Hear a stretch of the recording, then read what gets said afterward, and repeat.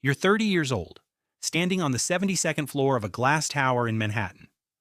Below you, New York glows like a circuit board, yellow taxis sliding through the avenues, office windows still lit at 2:13 a.m., steam rising from the streets. In your hand is a half-finished glass of expensive bourbon. You're wearing a tailored midnight blue suit.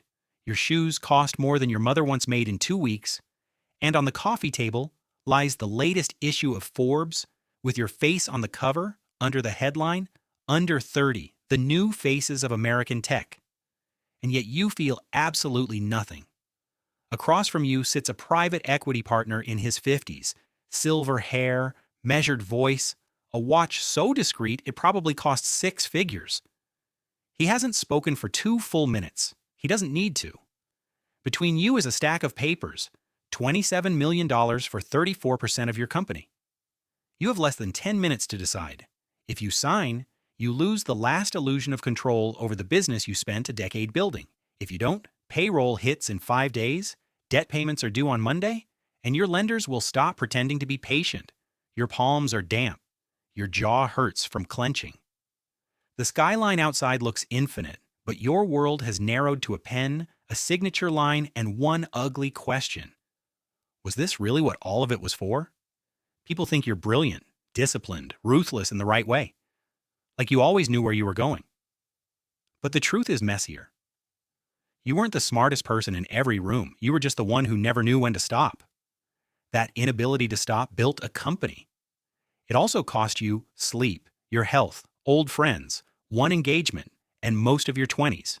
And now, sitting across from a man who could move more money in an afternoon than your family saw in a lifetime, you can't help wondering, did you actually win? Or did you just outlast everyone else? Let's go back.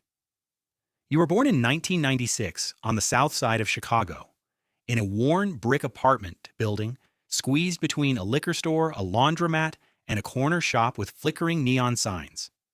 Your mother, Angela Morris, worked early mornings as a cashier at a grocery store. Your father, Raymond Morris, drove delivery trucks when contracts were available and stayed home when they weren't. Money in your house was never a theory, it was pressure. Some weeks the fridge was full enough. Some weeks dinner was eggs, toast, and whatever could be stretched into one more meal. You lived in a 2-bedroom apartment, but your room was really a partitioned corner separated by an old bookshelf and a curtain. Your clothes came from discount stores, thrift bins, or older cousins. You learned early that wanting something and getting it were two completely different things.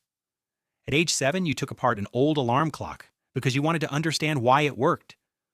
You couldn't put it back together. Your mother got annoyed, looked at the scattered screws on the floor, then said, "Next time, break open something already broken." That became your first real lesson. You weren't attached to objects. You were attached to understanding. When you were 9, your father brought home a used Dell desktop somebody on his route no longer wanted. It sounded like it was breathing when it turned on. The monitor was bulky, the keyboard yellowed, and the internet connection was painfully slow. To you, it looked like a doorway. That same year, you made your first sale. You sold your old Game Boy Advance and 3 scratched-up games to a kid in the building for $90. They were not worth that much, but you cleaned them up, repackaged them, and talked with enough conviction that he handed over the cash. You didn't spend it on sneakers or junk food. You bought a used web design guide and a USB drive with more care than most kids bought their first bike. That was the moment money stopped looking like something adults fought over and started looking like something you might be able to generate yourself. High School Hustle, 2009 to 2013. You went to a public high school where the textbooks were old, the computers in the lab barely worked, and teachers looked tired before first period even started. You weren't failing. You were just uninterested. While everyone else copied notes, you were reading coding forums, sneaking programming articles into class, and teaching yourself HTML, CSS, and JavaScript from online tutorials and message boards. At 14, you started buying broken laptops and desktops from Craigslist. Your model was simple. Buy broken, find the problem, fix it cheaply, clean it up, resell it. Your first flip made you $165. By the end of the year, you had done more than 30. You burned your fingers with a soldering iron, got cheated on parts twice, and once dragged a desktop tower through sleet on a city bus because the buyer wouldn't come pick it up. At 15, your monthly income was around $750.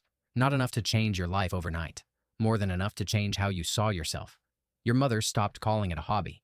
Your father started asking if you could help him fix his phone. You didn't blow the money. You stacked it, hid it, tracked it. Not because you were naturally disciplined, because you already understood what instability felt like, and you hated it. You weren't dreaming about yachts or penthouses yet. You were dreaming about never hearing your parents argue in low voices about bills again. At 17, you built your first website for a real business, a local auto repair shop run by a guy named Frank who paid you $1,800 in cash and still found reasons to complain. It took you 26 hours to finish. It took 3 weeks to get paid. That's when you learned the first serious rule of business. Done work is not the same as collected money. A year later, you enrolled at the University of Illinois Chicago to study computer science. You got in, took out loans, bought the cheapest decent laptop you could afford, and promised your mother you'd finish. You lasted 14 months.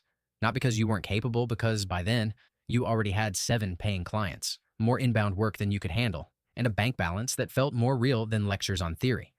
One night, after switching between schoolwork and client revisions for almost 16 hours straight, you stared at your screen and understood something brutal. You were trying to live 2 lives, and only one of them felt honest. So, at 19, you dropped out. Your mother cried. Your father went quiet. You told yourself you'd justify it later. At that point, the pressure stopped being motivational and started becoming existential. You had student debt, pride, momentum, and no socially acceptable backup plan. So, you turned that pressure into fuel. And fuel, if it burns long enough, starts taking pieces of you with it. By 2016, you had turned your freelance work into a small agency in Chicago. Nothing glamorous. You, a couple contractors. Too many Slack messages, bad coffee, late invoices, and the constant fear that one bad month could unwind everything. You had 11 recurring clients. Monthly revenue hovered around $42,000. Profit was decent, but never relaxing. Then came Tyler. Tyler was older, smooth-talking, confident, and good at walking into rooms that still made you nervous. He talked about partnerships, scale, enterprise deals, and playing bigger. For a while, it worked. He brought in larger accounts than you had ever handled. Then, he disappeared. He took deposits from 2 clients, persuaded one of your contractors to leave with him, and vanished to Austin with roughly $60,000 in prepaid project money. You had to refund one client, discount another, and clean up a mess you didn't create. That month almost broke the company. It also rewired your brain. From then on, everything had a contract. Every deal had milestones. Every partnership had legal language. Every promise got documented. Trust still mattered, but systems mattered more. By 2018, your agency had one problem that was driving you insane: reporting. Every client wanted dashboards, campaign summaries, ad performance exports, and custom monthly breakdowns. Your team was losing hours every week formatting the same information in slightly different ways. So, one night, instead of complaining about it, you started building a tool. At first, it wasn't a startup idea. It was a survival mechanism, a product that pulled campaign data automatically, cleaned it up, generated reports, and sent them out without a human spending half a day inside spreadsheets. You called it North Star. You built the first version yourself in your apartment. You hired one back-end developer from Denver and one contract designer from Portland. The first paying customer signed up for $79 a month. That number sounds tiny now. At the time, it felt unreal. Because for the first time in your life, money showed up without being directly tied to an hour of your labor. By the end of 2019, Northstar had 630 paying customers. Monthly recurring revenue crossed $51,000, and you moved the team into a small office in Fulton Market with exposed brick, cheap desks, and the kind of fragile confidence startups call culture.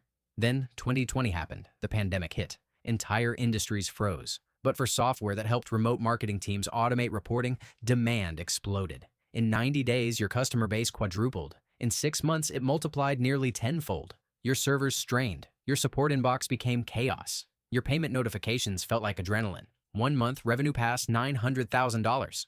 From the outside, it looked like a dream. From the inside, it felt like a high-speed collapse. You were sleeping 4 hours a night, skipping meals, losing weight, snapping at employees, and once waking up on the office floor with Slack still open on your laptop. That was the year you hired Emma, your first real operations lead, the first person in the company unimpressed by your intensity. She told you something no one else had said with enough force. You built a system, but right now, it still runs on your body. In 2021, a seed fund out of San Francisco offered you $4.5 million for 15% of the company. You took the deal. Not because you needed applause, because growth gets expensive long before it starts looking glamorous. With that money came the usual transformation. Better hires, bigger goals, board meetings, aggressive forecasts, a polished version of pressure. You expanded to Austin, then New York. You hired senior engineers, a VP of sales, a CFO, who made risk sound mathematical and terrifying at the same time. Northstar crossed 7,500 customers, then 15,000. By 2023, annual recurring revenue was above $27 million. On paper, you were exactly the kind of founder the startup world loves to romanticize. Founder-led, fast-growing, profitable enough to be admired, ambitious enough to stay dangerous. You got invited onto panels. You were profiled in magazines. A journalist called you remarkably composed. Nobody called you exhausted. You were making dozens of decisions every day: product, pricing, sales structure, churn, hiring, legal, infrastructure, investor relations. People imagine success feels light. A lot of the time, it feels heavy in more expensive rooms. That same year, your fiancée left. No screaming, no betrayal, no spectacle. She just sat across from you on a Sunday morning and said, "You've turned into a man who is always somewhere else." And there was nothing to say back to that. Because she was right. In late 2024, everything cracked. An employee clicked a convincing phishing email. Within hours, attackers gained access to internal systems, encrypted infrastructure, and compromised critical customer workflows. It wasn't the kind of event that kills a company instantly.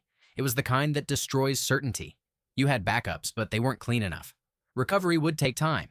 Customers were panicking. Lawyers were polishing statements. Executives wanted clarity that didn't exist yet. You made the hardest decision of your career in under 20 minutes. You contained the breach, restored systems, disclosed what you had to disclose, spent massively on incident response, outside counsel, customer retention, and rebuilding trust. The direct and indirect cost was more than $7.5 million. The financial hit was brutal. The reputational hit was worse. Churn rose. Your board got tense. Lenders got cold. And your European expansion, which you had financed aggressively through venture debt and forward hiring, suddenly became a trap. You had borrowed assuming clean momentum. Momentum was no longer clean. By March 2026, Northstar was still alive, still respected, still real, but privately fragile in ways outsiders couldn't see. And that brings us back to Manhattan. The private equity firm is not offering kindness. They are offering leverage disguised as partnership. If you sign, the company survives, stabilizes, expands. If you refuse, maybe you keep your pride for another quarter and risk losing everything else. Then your phone lights up. A message from your mother. "Don't stay up too late. Eat something. Love you." It is such a normal message that it almost breaks you. In that room full of polished wood, skyline reflections, and expensive restraint, it feels like the only sentence that isn't trying to get something from you. So you sign. Not because it feels glorious, not because it feels like victory, because sometimes growing up means realizing that saving the thing matters more than owning every inch of it. The next morning, instead of going to the office, you fly to Chicago. Your mother opens the door in house slippers. The apartment smells like coffee, butter, and eggs. You sit in the same kind of kitchen where so much of your real life began. No skyline, no assistants, no conference glass. Just a scratched countertop, a stove, and the woman who somehow made scarcity feel survivable when you were too young to understand what she was carrying. She asks, "How are you, really?" And for the first time in years, you answer honestly, "Better than yesterday." A few weeks later, you take your first actual vacation. Not a founder trip where you answer emails by the pool and call it rest, a real one. You go to the coast of Portugal. One afternoon, you sit outside a small cafe overlooking the water and realize you've been staring at nothing for almost 20 minutes. No Slack, no dashboards, no urgency, no decisions, just stillness. When you come back, you start therapy. You stop glorifying exhaustion. You sleep more. You eat better. You delegate for real. You begin trying to build a life that doesn't require permanent emergency mode to feel meaningful. It's April 2026, you are 30 years old. Northstar now has over 21,000 customers, 315 employees' offices in New York, Austin, London, and Toronto, monthly revenue above $3.6 million. On paper, your net worth is around $36 million. You live in a well-designed apartment in Brooklyn with fewer things than people expect. You own great coats, a better mattress, and one cast iron pan you use too often because you've become strangely proud of making perfect scrambled eggs. Your father, never a man of many words, calls one evening and says only this, "Proud of you." And somehow, that hits harder than valuation updates, investor praise, and media headlines ever did. In your desk drawer, you still keep the cheap USB drive that once held your first website files. Because the strangest part of becoming wealthy is this: some part of you never stops being the kid who just wanted enough. Myth: millionaires don't work. Their money works for them. Reality: for years, you were the engine. Before capital ever multiplied, you did. Myth: you need one genius idea. Reality: North Star didn't win because it was flashy. It won because it solved a boring problem well, and you stayed long enough to make it matter. Myth: money creates freedom automatically. Reality: money gives options. Freedom comes from boundaries, health, time, and the ability to be present in your own life. Myth: successful people are fearless. Reality: you doubted yourself constantly. The difference was that you kept moving anyway. Myth: if you're rich by 30, you must be happy. Reality: happiness didn't show up in the funding rounds, the Manhattan skyline, or the magazine cover. It showed up in your mother's kitchen, in silence by the ocean, in 8 hours of sleep, and in the rare kind of morning that doesn't begin with dread.